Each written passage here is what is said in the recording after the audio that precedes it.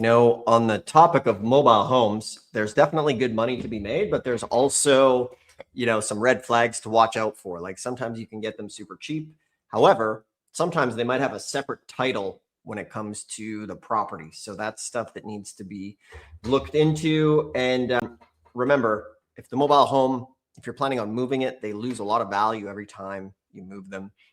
Josh had quite the nightmare. We made money on one mobile home, and then we almost made money on another one, but we didn't get the contract, right? We've had a lot of different stuff happen. Yeah, there was one time though we wanted to wholesale it, and so we had talked to a seller that their property was delinquent in taxes. That's how we found out about them, and so they were very motivated to sell this property.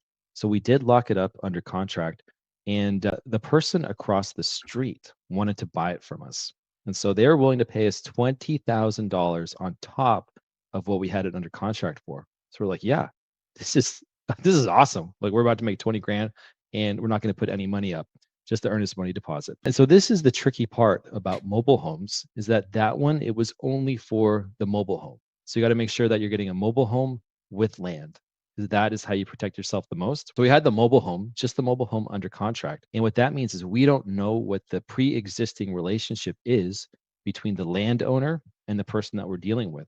And it turns out that the individual who owned the land, they did not want to deal with that tenant anymore. They did not want to deal with that mobile home. And the only option for them was that it had to go. And so even though we had a buyer in the community right across the street who was willing to pay us, he wanted to fix it up. All of like the relationship capital had been burned up and he was no longer willing to deal. He was no longer willing to budge. We tried time and time again to try to get him to move or be willing. The only thing he wanted though was for it to go. It just had to leave. And so we had to exit the deal, unfortunately. And that's the unknown there is that if you're not getting the land, you're not sure what the relationship is to the land owner. They could be reasonable. They may be unreasonable. They could be completely done. They might want the mobile home to be removed. And so that's just the one aspect you don't know. And so if you can answer that question, you can reduce the risk, you can reduce the red flag. But otherwise, it could be, you never know what you're going to inherit. Yeah, it's funny.